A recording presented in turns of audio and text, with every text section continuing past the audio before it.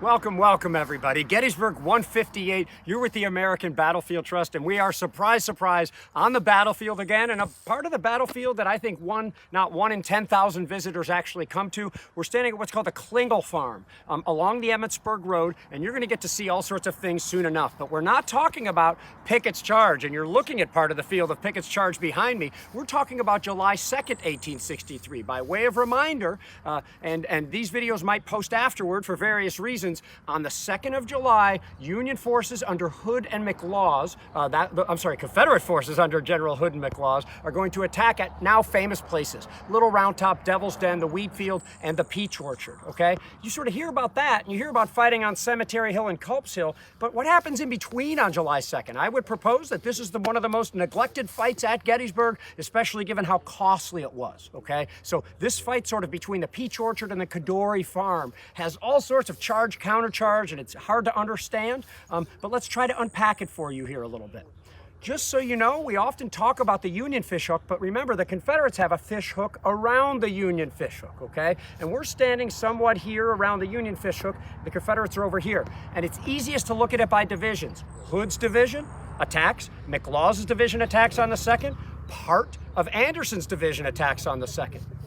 Pender doesn't really attack on the 2nd, Rhodes doesn't really attack on the 2nd, Early attacks on the 2nd, and Johnson attacks on the 2nd. Something happened with these guys in the middle here. We're gonna talk about that a little bit, okay? So think about which Confederates are going into action and which ones are not. But first, let's think about where we're standing and all the incredible things we can see here with our good friend, Doug Douds, U.S. Army War College licensed battlefield guide. Thanks, Gary. So, hey, we're out here on this high ground, and really there's not a name to it. Some people call it the Emmitsburg Road Ridge, but we get a good idea where the Union fishhook line is, and so let's just orient ourselves. If you look over my right shoulder, you'll actually see part of the Klingle barn just sticking out from the trees. The tree line behind it, Cemetery Hill. That would be the bend in the fishhook line. Of course, we can see just a little bit to the right of Cemetery Hill, you can see the tree line, and if you got a keen set of eyes, you can even see the tower poking out of the top of Culp's Hill. That would be the barb in the fishhook. And then we can almost let our eyes go from left to right. You can see what looks like the Washington Monument or the Regulars Monument, the Domed Monument, the Pennsylvania Monument, and then we can all go all the way to the south and you can see Little Round Top and Big Round Top poking out over the top of the trees. Gary laid out what the Confederate position looks like on day 2. Let's talk about the Union position. We know we have the fishhook line. This is what George Gordon Meade rides on the evening of July 1st and what he intends to fight. Remember, the line is being filled up as Union troops arrive on the field. Sometime about 2:30 in the afternoon, the 3rd Corps under Daniel Edgar Sickles will advance out here. What do we mean by out here? Just short of the Klingle barn, across this Klingle farmstead, back behind Kris to the Shurfee barn, and we can actually see just a little bit between this corn crib, we can actually see the Peach Orchard. That's where his line bends 90 degrees, goes through that tree line, that would be through the Wheatfield, and comes up just short of Little Round Top. This would be Devil's Den.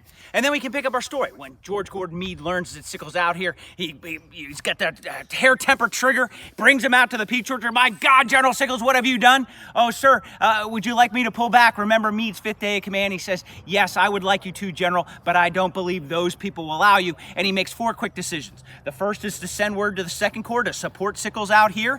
The second is to the 5th Corps. Meade's only a reserve, 10,000 men that are on the field. Message to them, you're going to have to support General Sickles. He'll send a message to his chief of artillery, Henry Hunt.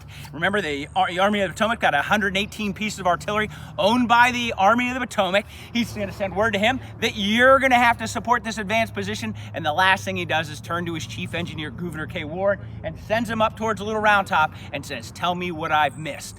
So this sets ourselves up for the Union side, and then we can pick up with a Confederate attack. Remember, once they come out of the woods, they find that the Union Army is out on this only 500 yards away in the Peach Orchard. They have to change their attack plan. They're going to extend the Confederate battle line another mile to the south. They launch this an echelon attack from south to north. Imagine a wave hitting a beach on an angle, or if you want to think about dominoes, Gary talked about by division.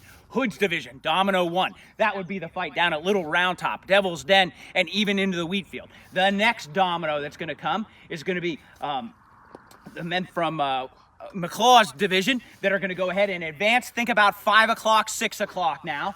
that are going to go ahead and advance just south of the peach orchard, and then ultimately that crash into the peach orchard. So as that attack's happening, the Union is starting to reply. We can see over at the Pennsylvania Monument, an entire division over there belonging to the 2nd Corps, Caldwell's division. Those men are going to go down the ridge line and go into the Wheatfield. This is why we call it the whirlpool of death. Not key terrain, but sinew that connects one part of the Union line with another. Going to suck in parts of 5 Confederate brigades and parts of 9 Union brigades. And that's going to bring us up to the next domino that's going to come up. And I'll turn it back over to talk about that attack. Good, and we're actually going to wait a little bit, take a pause on that, which is always good when you're listening to Doug and I, man, because we are excited, and so are you.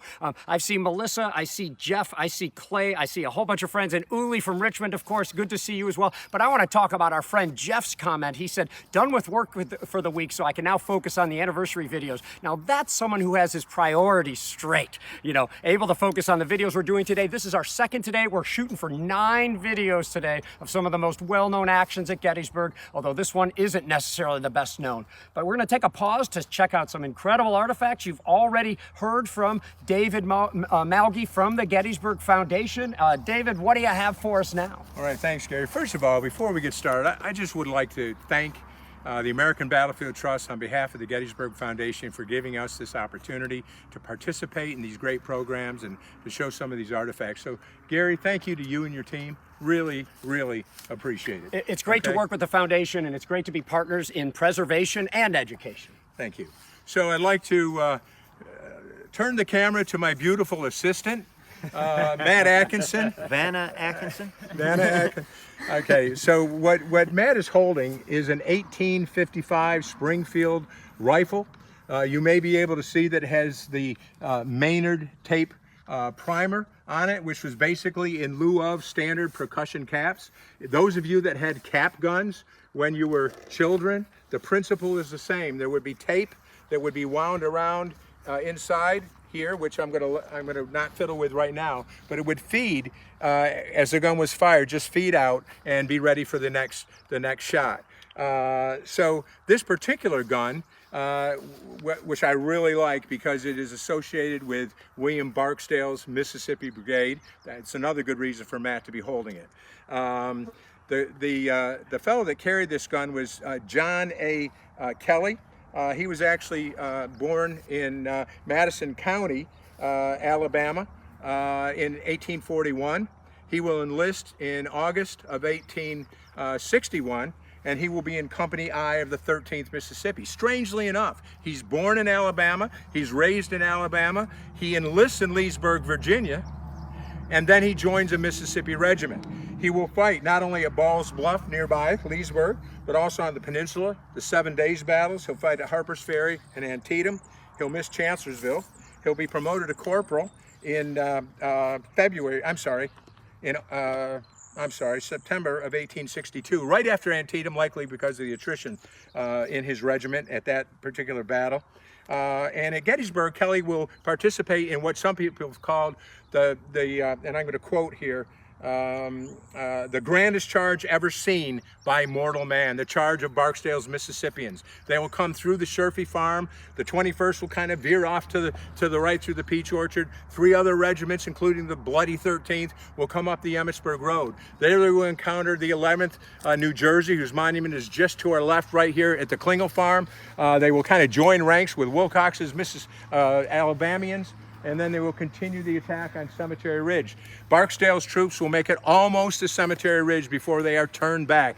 And our fellow here, John Kelly, is in the midst of the ranks of that regiment when he is actually wounded in the thigh. He will be left on the battlefield, be left at the field hospital, the Brigade Field Hospital, and he will be, while the unit will suffer 28 killed and 137 wounded here, he will be among the 86 soldiers that are left behind in the field hospital who will be captured within a couple of days of the Battle of Gettysburg. He will recover till July 21st in a federal field hospital. He will then be sent to Fort McHenry, where he'll be processed. He'll then be sent to Fort Delaware, and he'll remain there at Fort Delaware until his release on June 11th, 1865. After war, Kelly will return to Madison County, Alabama, but he will then move to Mississippi to be with the boys that he fought with during the war. He will die on December 9th of 1928 at the age of 87 years old. And I think this Springfield rifle, and I know Ann's got something to add to this, but I think this Springfield rifle is just great testimony to the charge of Barksdale's Mississippians and one experience on this battlefield by a soldier that participated in that grandest of charges. We have this great quote from him. In 1909, he was at a Confederate Civil War reunion, and someone asked if he was glad to be there at the reunion. I suppose I am.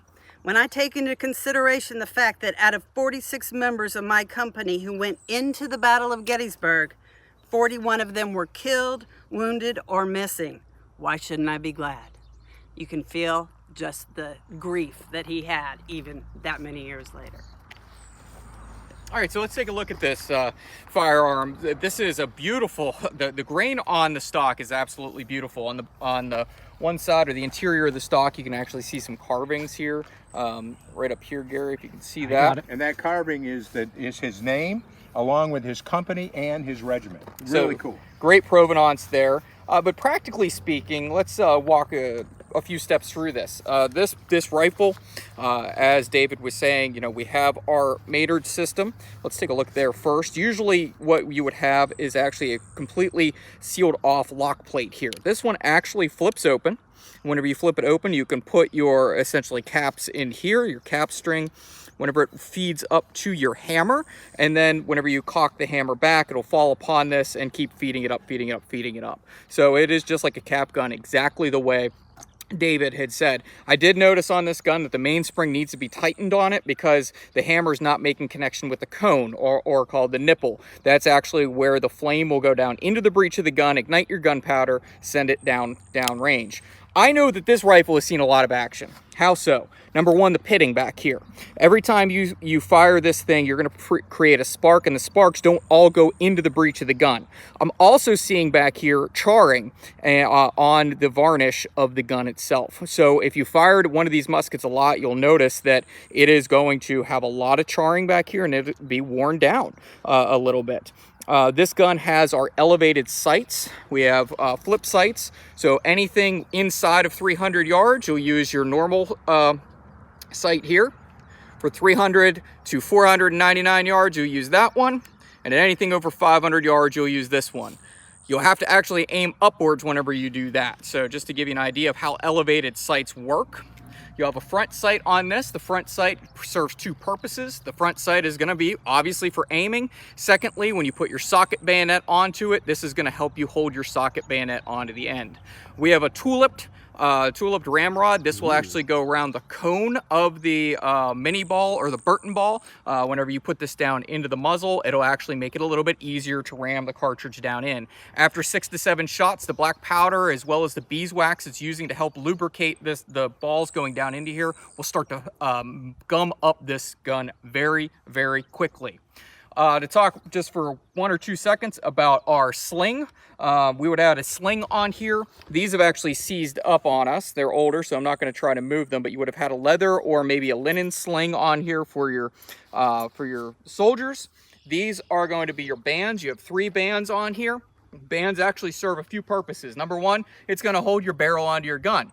You can take these bands off very easily by just using these spring-loaded holders. You can just hold it in, slide it up, slide it off. Obviously, 1, 2, 3 have to come off. The bands also are for a purpose. Doug, can you come here for a second? Since I like Doug, when I'm aiming my rifle, what I want to do, if I'm in the rear rank, is make sure that his ear is between the 2nd and 3rd band. That means he's the farthest away from the business end of this gun, and he's the farthest away from the cap. If I don't like him, I'll shove it right up into him or pull it back here. Thanks, Doug. Sure. So they actually serve a visual purpose if you're along a battle line that way. And if you want to tear this gun apart, it's very easy. 1 screw back here, 3 bands come off, that will pop off your entire barrel. You want to take off your lock plate, All you have to do, 2 screws back here, the entire mechanism falls apart, and all you have is your stock with your butt plate on it. Very cool. All right. Thank you very much, Kris. Love his insights. Next artifact we have is very, very rare. Again, my beautiful assistant will be holding it. This is a sword manufactured by James Conning of Mobile, Alabama. It's kind of distinctive because of the CS in an oval that you may be able to see there on the hilt. All right, and what makes this sword so cool is it was picked up off the Gettysburg battlefield. The fact that it was found without a scabbard is indicative of the fact that this officer was killed here on July 2nd, not too far from where we're standing. His name was 2nd Lieutenant George Schwartz. He was in the 8th Alabama, which was the right-hand regiment of Wilcox's advancing Alabama Brigade on July 2nd. They will actually kind of separate from the brigade and be farther down the line. I tend to think they must have gone in between the 120th New York marker down here and perhaps the 105th Pennsylvania marker a little bit down my left to the Emmitsburg Road. At any rate, George Schwartz, 2nd Lieutenant Schwartz, was born in Prussia in Germany. He was of Jewish descent. He enlisted for the war as the 4th Sergeant in Company G, which was also known, appropriately enough, as the German Fusiliers. He enlisted in May of 1861. He fought in the Peninsula Campaign. He fought in the 7 Days battles. He will be severely wounded at the Battle of Fraser's Farm in the left thigh. Now, following his recovery in October of '62, he will be promoted to 2nd Lieutenant. And here at Gettysburg, as I said, he will be in the right flank unit of Wilcox's advance. And somewhere in the area out here that we're looking at, or we can look at, is where George Schwartz will die. Now, the Company G muster roll immediately after the battle will state, and I quote here, that Schwartz was mortally wounded in battle at Gettysburg, July 2, '63, left in enemy hands, supposed to be dead. Indeed, he did die here at Gettysburg, and like so many Confederates, was likely buried in a burial trench, and who knows where his remains rest today. I will also state that the 8th Alabama came to Gettysburg with 420 men. They lost 260 here at the battle. What's interesting about this sword, in addition to being a James Conning sword, is that George Schwartz's name is engraved into the blade, which is a really cool detail. Very rare to find a Confederate officer's sword who was killed here at Gettysburg. Ann, do you have anything to add about George Schwartz? No, I think you've covered it, but this sword is remarkable, just remarkable. All right, Kris? So this is a very well-balanced sword. We saw some of these up on Oak Hill yesterday, so if you haven't seen those videos, check those out. It was an artillery sword, which is used for a variety of purposes in the artillery, from anything from combat close-up to chopping horses out of harnesses to apparently chopping wheat as well, as we found out with that sword. These swords, as we talked about yesterday, you know, some of them would be sharpened, some of them wouldn't be. I can tell at one point this was actually a sharpened sword. Someone has hit it off of a few different things. It could have been the owner of the sword. It could have been someone over the years, but there are some nicks in here. It's definitely... The sword itself, which seems to be cursed now for our sound, is going to be used as basically a traffic wand by officers during the war. As we were talking about the last time, a column could be 400, 500, 600 men long, and if you have a colonel at the head of the column and he wants to turn to the left or right, you know, you are going to need some visual signals as well as oral signals, but you're not going to be able to hear a verbal order coming down the line very far, but you will be able to see a bifiles left with someone using the sword to go left, or bifiles right to go like this. This will tell you to turn your column to the head of the left or to the right. If we need to stop the column, we can pull it down and say halt, bringing it down this way. Shoulder arms for a sword is simply this. You will sometimes see officers at parade rest with the sword in the happy T in their hand, their left hand over the right. Many times whenever it's order arms for an officer, you will put the sword back into your scabbard, and of course you're on the right side, pulling it from your left, because everyone is a right-handed soldier in the American Civil War, as we said. But Schwartz's sword is an absolute beautiful sword. Go back to our last video, check out the provenance and history behind this. It's from a soldier in the in Cadmus Wilcox's Alabama Brigade, who fought here at Gettysburg. Thank you so much, David, for bringing this out. All right. Thank you, Chris. So the next artifact up that Matt is holding is a battle-damaged New York State militia belt plate. It was worn by Eugene Shine, who was a captain in the 73rd New York, captain of Company F. The 73rd New York was also known as the 2nd Fire Zouaves, Zouaves if you prefer, and Shine would enlist in May of 1861. As you might guess by its name, 2nd Fire Zouaves, most of the company was recruited from the New York City Fire Department, which was volunteer until right after the war. Shine himself was in Engine Company number 31, and he would come here in command of Company F. He would have fought through all the battles of the Army of the Potomac up till this time, and it is said that at the height of the battle, which was probably early evening on July 2nd, he's riding his horse in the midst of his company, and he'll be shot by a mini ball. He will be killed instantly, and by the time he hits the ground, I mean, he's gone. Okay, the 73rd New York is a pretty interesting unit here because it will be detached a few hundred yards from the Excelsior Brigade. And they will be put into the line behind the 114th Pennsylvania at the Klingle Farm. And it's said that they could not fire into the advancing Confederates of Barksdale's brigade until the 114th gave way and got out of their way. Of course, eventually the 73rd is going to be pushed back. Shine will lose his life. They suffer incredible casualties here. The 73rd will lose 162 men, including 51 killed. Now, Eugene Shine will be buried in Excelsior Field where he dies. 2 weeks later, his body will be exhumed. It will be sent back to New York City. It will be received by Engine Company 31, where it lays in state for a day. It will then be sent over to New York City Hall, where it will lay in state for 2 more days. Then he will be buried in Calvary Cemetery out on Long Island, the cemetery that serves the congregation of St. Patrick's Cathedral, where many of the Irishmen of the Irish Brigade will in fact be buried. This story, though, has a great sequel. Shine had a wife, Margaret, and he also had a little baby boy that perhaps he never even saw when by the time he died, before he died here at Gettysburg. This little boy, which is known as Ambrose, will grow up to become a Catholic priest in the Hudson River Valley. And in 1897, he will be invited back to give the opening prayer, the invocation at the dedication of the 73rd New York Monument here at Gettysburg, which took place on September 6th of that year, 1897. And it's hard to even think about what Ambrose must have been thinking about his father as he stood there amongst the veterans of the 73rd New York.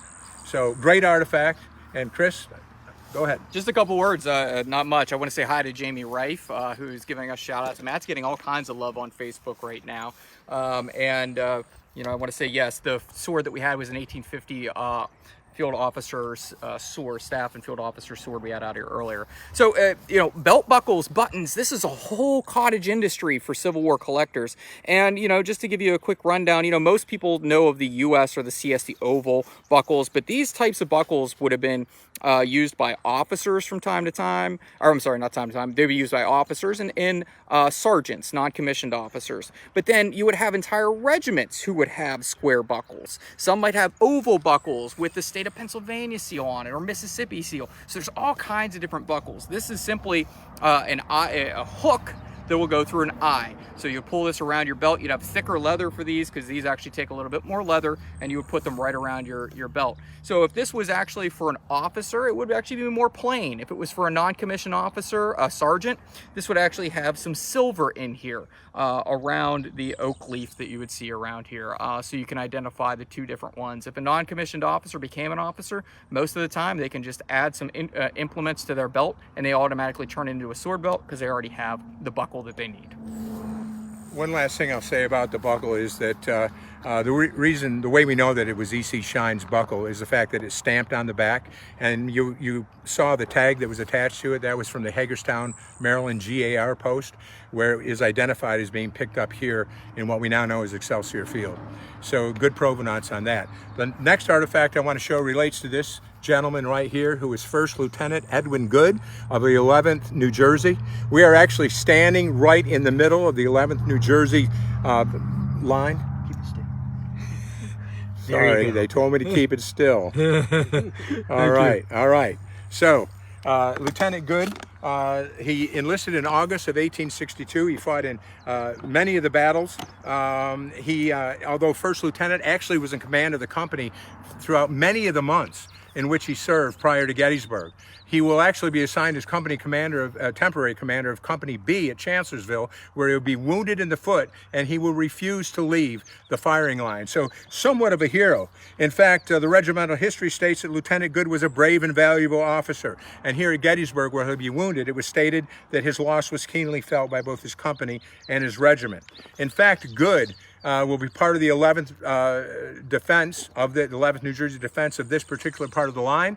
They will be hit by Barksdale's Mississippians on the left, and to their front and right will be Wilcox's Alabamians. If we step just over here, Gary, and maybe we can get a picture of the 11th New Jersey monument over here, just over the white car. That monument is in the shape kind of a triangle. It represents the fact they were hit in both flanks and would suffer huge casualties here. Out of 255 officers and men, they'll suffer 157 casualties, including Lieutenant Edwin Good. So Matt, come on over. Let's show a few artifacts related to Captain Good. He will be hit 3 times. He'll be hit 3 times here at Gettysburg. That's the one I want. Thank you. Thank you.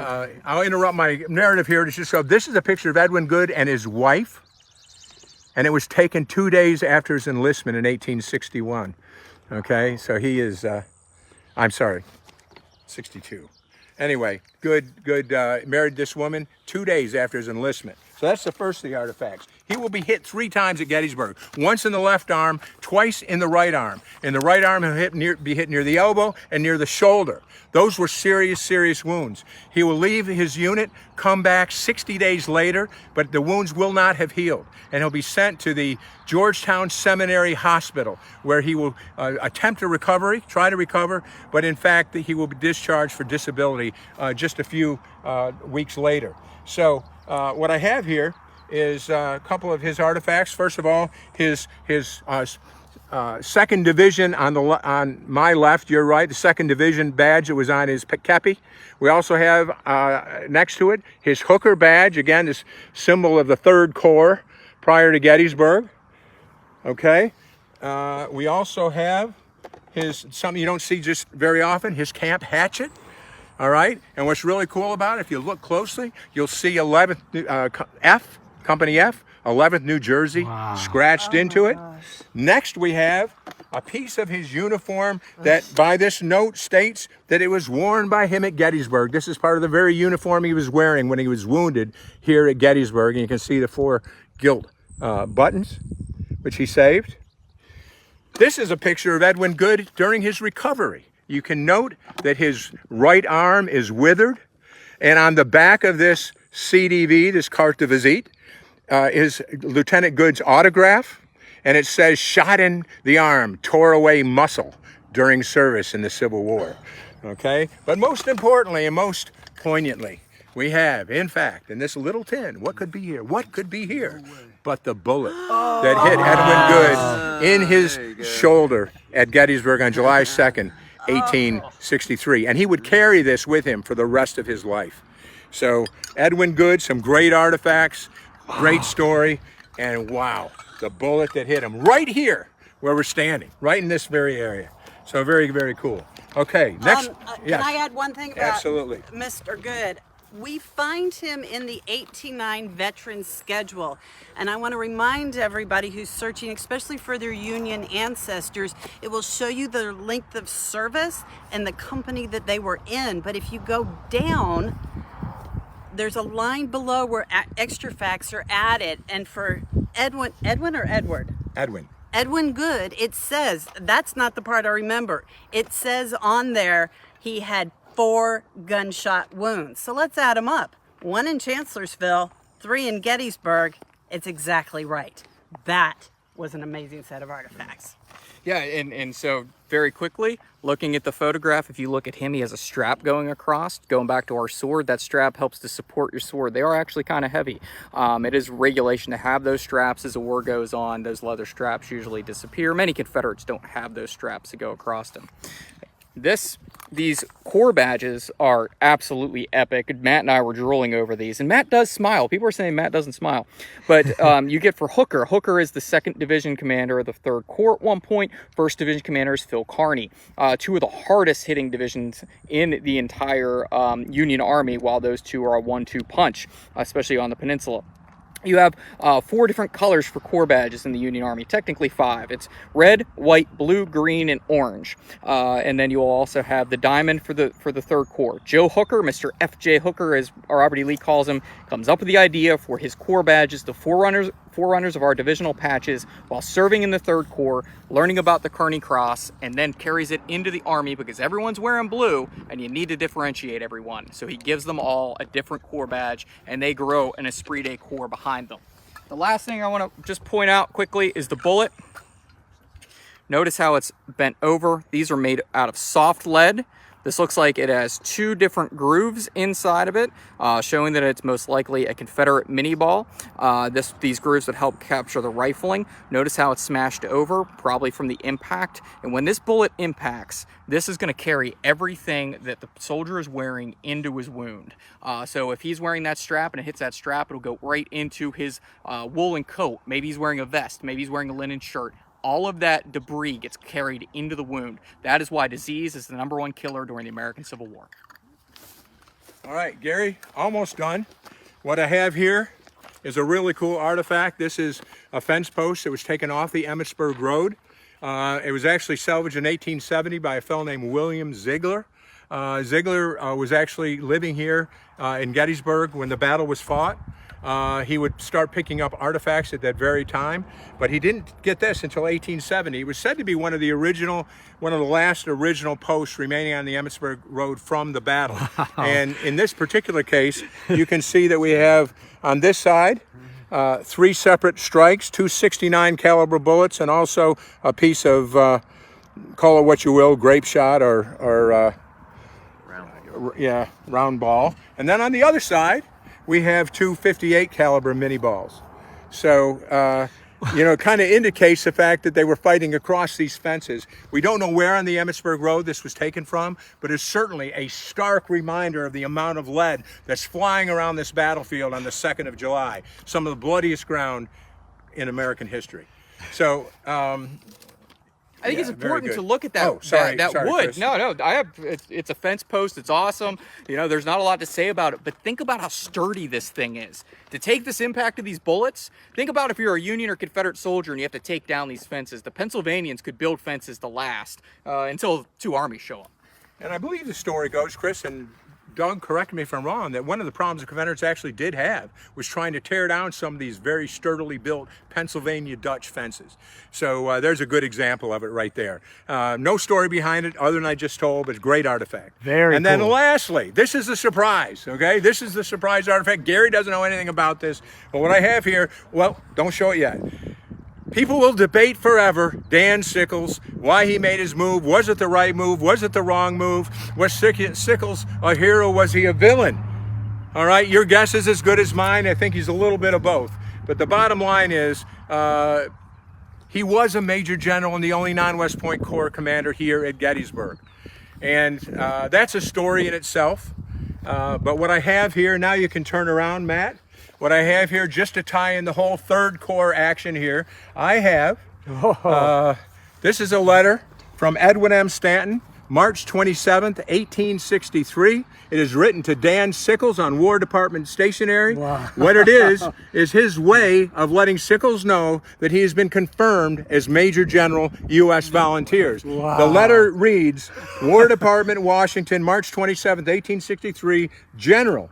I desire to introduce you to my friend, Mr. Whiting, that is William Whiting, solicitor of the War Department, who visits headquarters to, quote unquote, see an army with a banner, with flags flying. I avail myself of his visit to acknowledge yours of the 22nd reached me today to say that you shall have a sight of that interesting document very speedily if it has not already reached you. I signed it on the 20th of this month. Yours truly, Edwin M. Stanton. And then at the top of the letter in Sickles' handwriting, it reads, my promotion to Major General U.S. Volunteers dating to November of 1862. Now, Sickles, the story behind this is that Sickles was very impatient to get word of his promotion. And he has written to Stanton. Stanton can't officially tell him like this, personally. It has to be an official correspondence from the War Department, which is obviously on its way while Stanton is writing this letter. That's why he refers to it as that interesting document. He was just following War Department protocol. So there's the envelope that it arrives to Sickles in. And again, I just thought that was a really good artifact to have here since we're standing on the Third Corps line. Very controversial move of the Battle of Gettysburg. Of course, without Sickles, this is a much less interesting battle. Thank you, guys. Wow, that's incredible. So, David, is that your last one? That's the last one, Come back finally. in here. I just, what's it like? I mean, some of the artifacts you've been bringing out lately, David, you know, I don't think you've brought out to the location where they were during the battle. I mean, the bullet from, from Shine, if I got the name right there. Just from Good, I'm sorry. Unbelievable stuff. How's it make you feel? Well, I'll tell you, when I first started doing this, I was absolutely blown away. And I've been very fortunate because of the different museums that have closed in Gettysburg, and I've been able to acquire some of these artifacts. But sometimes I have to pinch myself because I'm around them all the time. It sometimes may seem mundane, but it really isn't. It's thrilling. It's exciting. I'll go into my relic room sometimes and just try to think about the men. And by the way, the artifact itself and knowing how a gun works and everything, that's not my bag. That's Kris's bag. All right, what I like is the story behind the artifact, the humanity behind the artifact. These are flesh and blood human beings that it's so easy to say these are cool artifacts. This is so neat. We forget the sacrifice. We forget the bloodletting. We forget the human cost of these battles. 51,000 casualties right here. And that's what blows me away, that these were carried by men that sacrificed their lives for causes they believed in. Well, David, for bringing this stuff out, to be on these videos, to you and the Gettysburg Foundation, this is incredible stuff. Check out gettysburgfoundation.org. Learn more about what they're doing, and we'll be with their leader, Wayne Motts, the president and CEO, just a little bit later today. So hang on for that. David, I know you're super important. You got a super important lunch coming up. So yeah, well, you can see lunch is very important. That's not what I was saying. Thanks again so much. Thank you, Gary. Everybody, you're with the American Battlefield Trust. This is Gettysburg 158, and we've just seen some incredible artifacts, but we are also in the middle of speaking about all sorts of confusing fighting that we're going to try to unpack for you a little bit. By way of reminder, we've already shot about a dozen videos of the Gettysburg campaign on the first day's field. You can find those here on Facebook and on YouTube as well. This morning we were at Benner's Hill, and then this one we had some technical details, so this video is in two parts. So if some of this doesn't make sense, that's okay. Just go over to that video and catch up. Doug Douds and I sort of set up the fighting, and now we're going to bring on, and because he didn't get properly introduced before, a virtual star here at Gettysburg. This is Matt Atkinson. I've known this guy for a couple of decades already, and Matt is going to, he's a ranger at Gettysburg. If you don't know him yet, you're about to like him. I said that on the last video. Matt, take it away. You're going to talk about maybe Barksdale and Anderson's division. All right, Anderson's division. We were talking about July 2nd of 1863. And as you know, the main assault on July 2nd was conducted by Longstreet's Corps. Longstreet's Corps, which I could do the whole program on today, takes a long time into getting into position. When they attack, which is around 4 o'clock in the afternoon, they are supposed to cross the Emmitsburg Road and wheel to the left and guide to the right. Wheel to the left and guide to the right. In other words, what Lee wants to do is take the end of the Union line and take Longstreet and to push it in, push that flank in, all the way up towards Cemetery Ridge. That's where we get to Anderson's division on this day. Anderson has 5 brigades. Richard H. Anderson has 5 brigades. He has Alabamians under Wilcox. He has Floridians under David Lang. He has Georgians under Ambrose Wright. He has Mississippians under Carnot Posey. And he has Virginians under William Mahone.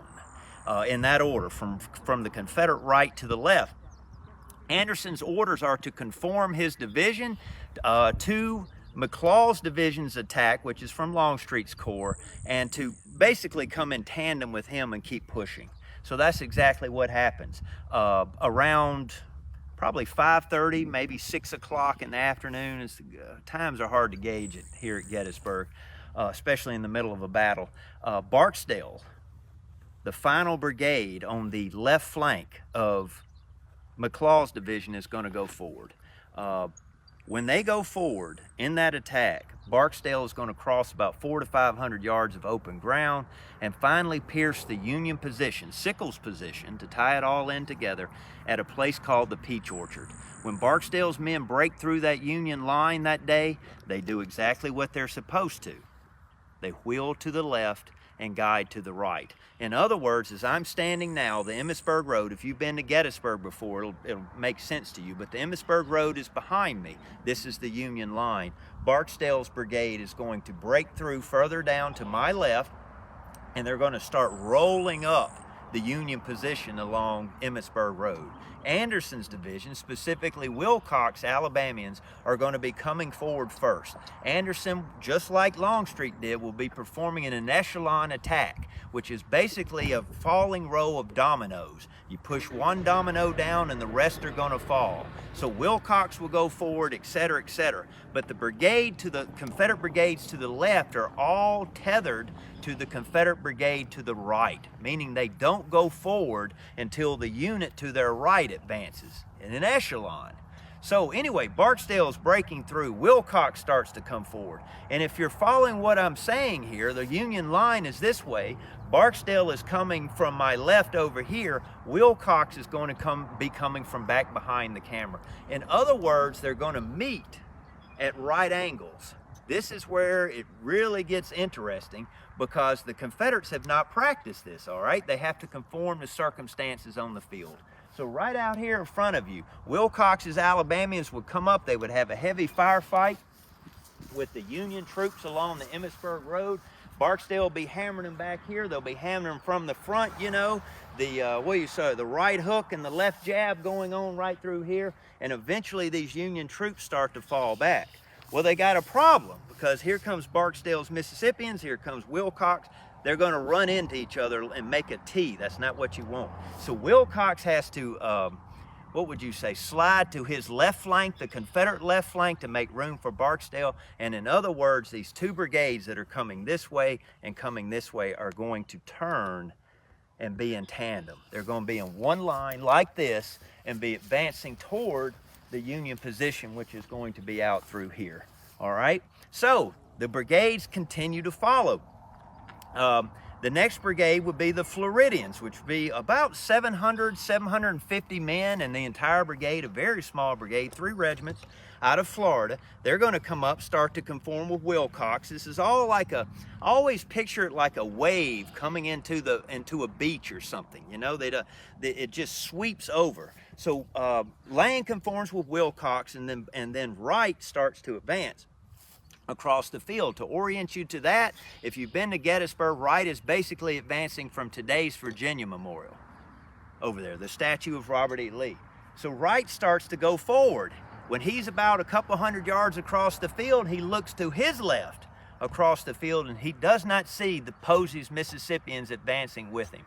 He sends back word to Richard H. Anderson, "What is happening? My left flank is not covered here." And Anderson tells him to press ahead, that Posey will be in shortly. And so the Confederate attack, like a wave, is going to go through here. And at this moment in time, ladies and gentlemen, if you could pan right over here, you can see the Klingle Farm off in the distance. You see the barn right there. Barksdale is going to be to the left of that barn. The Alabamians are going to be further over here to the left right here. And the Floridians will be even further to the left. The Union center is unguarded at this moment. And that is when, ladies and gentlemen, in the midst of the battle, Winfield Scott Hancock comes galloping down the ridge, the Union 2nd Corps commander, my favorite Union general. He comes galloping down the ridge and he pulls up outside a body of men, about 300, and he says to them, "My God, are these the only men here?" Can you imagine 300 men against Anderson's division? And he orders them to attack. That unit, ladies and gentlemen, that he ordered into the fray was the 1st Minnesota. and they are sacrificed in order to buy time for Hancock to get further reinforcements into this gap, into this line. The Confederates are out of gas by this time. Barksdale's been wounded several times. If you've read Gettysburg, you well know the story. And they've suffered a lot of casualties in their own right. By now, Willard's New York Brigade is marching down to the Wheatfield, and if you're going to win a battle, not only do you have to be good, you have to be lucky. Those New Yorkers are in the right place at the right time. They're headed south, which is back behind the camera, and guess what? They just wheel to the right, form in the battle formation, and they counterattack across these fields to the left of the Klingle Farm, and they stop the Confederate advance, along with a lot of Union artillery through here. And Anderson's brigade is going to come to a screeching halt. We're going to give it back to Garry right now. Just to say, God, I don't get to correct Matt too often. Anderson's division. Division. Okay, it's easy to mess this stuff Yes. up. You know. So we are doing Gettysburg 158. We have developed an attack that you really never hear about, the July 2nd attack of Richard Anderson. It's great stuff.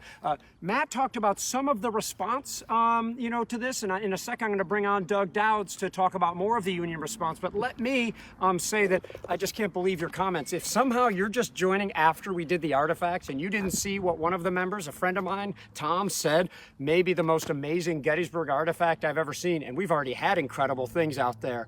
It's very meaningful. We suggest you go back and watch this particular thing. And with that, Doug Douds. So, we just talked about Matt brought all this Confederate attack out here, so let's unpack how this Union defense happens. As the Union line starts to break over at the Peach Orchard, we know that the artillery reserve is out there along the Millerstown Road or the Wheatfield Road. And what's going to happen is slowly Freeman McGilvery is going to pull back his batteries one at a time with the idea that they might set up another defensive line. In fact, we know not only, it was already brought up about the 1st Minnesota, but we know we can actually see just over the top of the trees, to the right of that pine tree over there, you can see John Bigelow's 9th Massachusetts Battery. They're going to go ahead and retire by prologue. So as the guns are being dragged back, they're going to load and fire them. They're going to go all the way until they get to the corner of the Trossel barn. And then they're told to hold in place, because when McGilvery goes back there, as Matt said, there is no Union line. So they're trying to band-aid together that defensive line, usually trying to put an individual battery supported by a single regiment of infantry. Bigelow will buy almost 30 minutes as he hides in that swale. As each of these Confederate dominoes that Matt told us about, as they're coming across the field, he talked about the Union response. The Union response to this en echelon attack is to pull some troops from the middle of the field, because truth be told, the Army of the Potomac is outnumbered on the morning of July 3rd. Certainly on the left flank they are. Now, Meade doesn't talk about this, but effectively this is what he does. He moves his risk from 4 o'clock in the afternoon on his flank to about 7 o'clock in the center of his Union line. And by moving that risk in time and space, he buys time for other units to arrive on the field. We talked about the 5th Corps coming over here as reserves. So we know those guys are going down there. They're down by a little round top and going into Devil's Den. They're counterattacking across the Valley of Death. At the same time, now we have 2nd Corps men. One of those messages that Meade sent was that the 2nd Corps is going to have to support Sickles' line out here. So when we talk about an entire Caldwell's division over by the Pennsylvania Monument, they go down the ridgeline. We have Father Corby gives his final absolution to the Irish Brigade before they go into the Wheatfield. The next brigade that comes down here from above and beyond the Dome Monument is Willard's New Yorkers, the Harper's Ferry Cowards. Now 4 regiments, the 125th, 126th, 111th, 39th New York, will come down this ridgeline about the time that Barksdale's brigade wheels and recorrects to orient itself against the Union line. Hancock will ride all the way down there, and he'll send Willard's men in there, the 125th and 126th. They're going to countercharge down that swale behind us, and they crash into Barksdale's brigade down in amongst those bushes at the bottom here. This is where Barksdale picks up his 3rd and final wound. This will stop those men. But now we talked about those additional brigades, Alabamans, Floridans, Georgians. And as these Alabamans now are coming across the field, Hancock will ride out in the middle of that swale over there, and at first he thinks they're Union soldiers. They deliver a volley. Of course, Hancock, the superb, doesn't get hit, but his aide does. And so what he's going to do is ride back up there to one of those other cases of, again, again, a single battery, Thomas's battery, supported by a single regiment, the 1st Minnesota. This is when he rides up to William Colville, the commander of the 1st Minnesota, and says, "My God, are these all the men you have?" And he's right. It's an understrength regiment. It's only 262 men. It's 8 companies. One company of sharpshooters is up by Cemetery Hill. One company is back guarding the trains. And he says, "Yes, sir." He goes, "What unit is this?" He goes, "William Colville, 1st Minnesota commanding." He says, "Colville, do you see those flags?" Now, had Colville been a smart aleck, he could have said, "Which one do you mean? Because I see 8. And ultimately, he just says, "Yes, sir." And he goes, "Colville, take those flags." He salutes and says, "Yes, sir." There's not a man in the 1st Minnesota that doesn't know what's being asked. Now, when we talk about when you come to Gettysburg, suspend that you know how it turned out. At 7:05 in the evening on Cemetery Hill, Winfield Scott Hancock is going to launch the 1st Minnesota down in the valley. Those 262 men will first go at a march and then at a trot. When they get 25 yards prior to where we see that scrub brush down there, they give her a volley, and then we hear a Yankee hurrah. They charge into those Alabamans, so stunned, so unexpected, those men are, well, actually they're taken by surprise, but only for a minute. 262 against 1,600 are not good odds. When they take a head count back up on that ridgeline, they have 47. 215 lives are worth 5 minutes on this battlefield at 7:05 in the evening of July 2nd. What's your life worth? When we say suspend that you know how it turns out, this is where we are by that time in the evening. Now, eventually they will get some help from the 111th New York off on their left. They'll get some help from the 19th Maine on their right. Those men from Florida only make it halfway across, and finally it's Wright Georgians that roll around the Cadore barn. They'll slam into where we see the Regulars Monument, or the Washington-looking monument, and there they will break through. And just as Matt said, you know, they'll send back, they'll wait, no reinforcements come, and then finally at about 7:15, they will fall back across this field. Of course, Robert E. Lee would write, "Except for a proper concert of action, we would have been successful." This attack breaks down between brigades. There's no, Anderson's not out here to send it. A.P. Hill's in bed. Robert E. Lee's not here to guide it. In fact, Dorsey Pender, who is as hard-hitting as any division commander, as even as John Bell Hood, by chance, 30 minutes before, as he came down, probably to unfarkle this Confederate attack, right then, a shell explodes in that far tree line, hits him in the leg. We shouldn't think that's a small thing. Later on, when Robert E. Lee is the president of Washington College, what we now know as Washington and Lee, he will turn to his executive secretary, Colonel Allen, and he'll say, "Had Dorsey Pender stayed in the saddle another 30 minutes at Gettysburg, we would have won." That's how close we are. That fighting will now end. Those Confederates at least will be retreating across the field, and this closes out the fighting at about 7:30 in the evening on this part of the field. Now, Meade doesn't know exactly how he's going to close this out, and I know we got a future video on this. One of the things he's going to reach for, that 10,000 men he had over on Culp's Hill, he's going to pull 8,500 of them over here to try and fix this.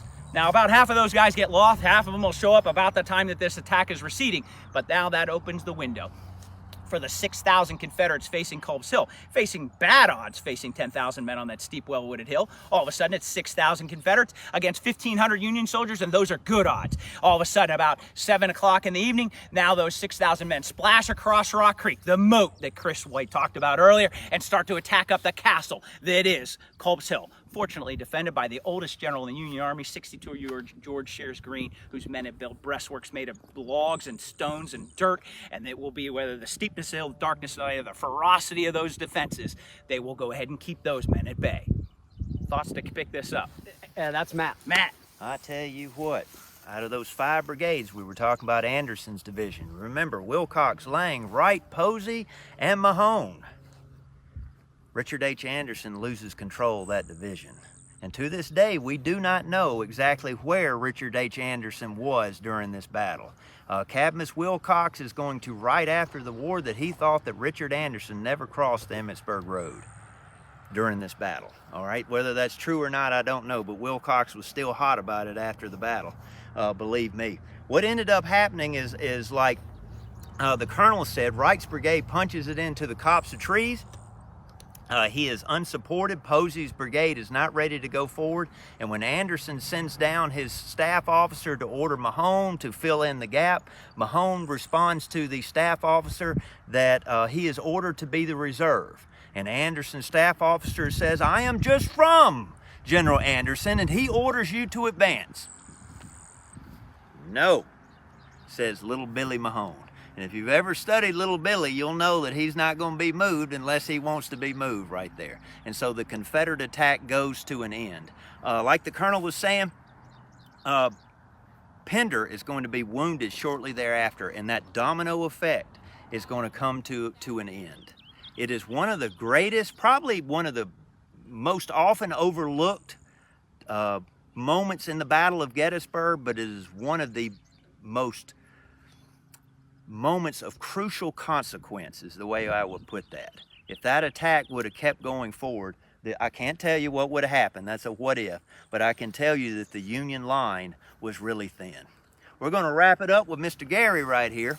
Thanks so much, Matt. And I just want to say #unfarkle. Is that a word, Doug? Never heard of anything like that before. This is confusing stuff, everybody. Read Harry Fon's Gettysburg the Second Day, and Fon's is P-F-A-N-Z. Read that and try to understand it. Look what I'm saving you from. I'm saving you from this. These are my notes to how to describe this whole attack of Union and Confederate soldiers coming in. I just want to say how close of a thing this was. The Union was scrambling everything they could to cover the gap. What gap? Not just the gap we always hear about Caldwell's division helping out in the Wheatfield, but also the fact that the Emmitsburg Road was disconnected from the Second Corps in the first place. See, there were two gaps to start with, and when the Third Corps fell back, the gap was massive. So look into this part of the fight. I can't thank David Malgee and Ann Mitchell enough. I can't thank Doug Douds, Kris White, and our local star, Matt Atkinson, enough, and you all for watching and supporting American history, education, and battlefield preservation.